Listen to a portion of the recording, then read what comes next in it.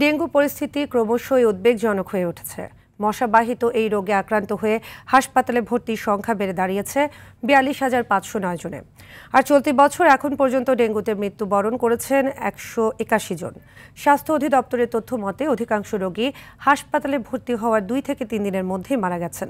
এবছর দেশে ডেঙ্গুতে আক্রান্ত ও মৃত্যুর সংখ্যা সবচেয়ে বেশি ২০ থেকে ৩০ বছর বয়সীদের।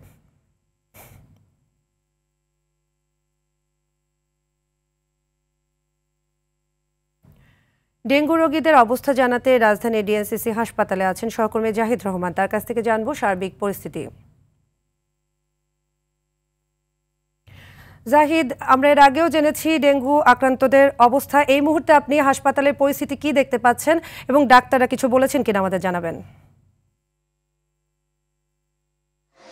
সাদিয়া, ইতিমধ্যেই আমি হাসপাতালের যে কয়টি ওয়ার্ড রয়েছে, মহিলা, পুরুষ এবং শিশু ওয়ার্ড, সেগুলো ঘুরে দেখেছি এবং চিকিৎসকদের সাথে কথা বলেছি, রোগীদের সাথে কথা বলেছি, তাদের স্বজনদের সাথে কথা বলেছি।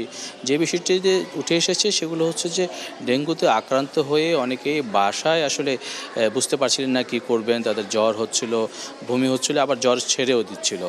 পরবর্তী যখন তারা আবার চিকিৎসকের পরামর্শ নিতে যান, তখন ডেঙ্গু শনাক্ত হলে তারা স্থানীয় হাসপাতালগুলোতে চিকিৎসা নেন এবং পরবর্তীতে এই হাসপাতালটিতে আসেন। আপনি জানেন যে এই হাসপাতালটিতে ইতিমধ্যেই ডেঙ্গুদের জন্য পর্যাপ্ত চিকিৎসার সুযোগ রয়েছে এবং আইসিইউ রয়েছে, ব্যবস্থাও আছে। আমি এই শিশু ওয়ার্ডটিতে আপনাদের যদি দেখাতে চাই, এখানে বেশ কিছু শিশু ভর্তি রয়েছেন, তারা চিকিৎসা নিচ্ছেন। চিকিৎসকরা আমাদেরকে যেটি জানিয়েছেন যে বিশেষ করে জ্বরের ফলে যখন তাদের বমি বমি ভাব হয় এবং তাদের যে অবস্থার অবনতি হচ্ছে অনেক সময় দেখা গেছে, তখন যখন নিয়ে আসা হচ্ছে, ইতিমধ্যেই স্বাস্থ্য অধিদপ্তর থেকে যে একটি তথ্য দেওয়া হয়েছে যে অর্ধেকের বেশি সময় ২৪ ঘন্টা ভর্তির মধ্যেই বেশি সংখ্যক রোগী ইতিমধ্যে মারা গিয়েছেন। সো এই হিসেব করে বলা যায় যে চিকিৎসকরা বলছেন যে সচেতনতার মাধ্যমে এবং বিলম্ব না করে চিকিৎসার ক্ষেত্রে, অর্থাৎ দ্রুত সময়ের মধ্যে হাসপাতালে নিয়ে আসা বা চিকিৎসকের পরামর্শ অনুসারে ডেঙ্গু যে পরীক্ষা সেটি শনাক্তের মাধ্যমে আসলে চিকিৎসা দ্রুত সময়ের মধ্যে নিলে অনেকটাই ডেঙ্গু রোগীরা সুস্থ হচ্ছেন এবং এর মধ্যে কিছু চিকুনগুনিয়া রোগীও এখানে ভর্তি হয়েছেন বলে চিকিৎসকরা আমাদেরকে জানিয়েছেন। সাদিয়া, এই ছিল হাসপাতালে ডেঙ্গু রোগীর চিকিৎসা যারা নিচ্ছেন তাদের পরিস্থিতি।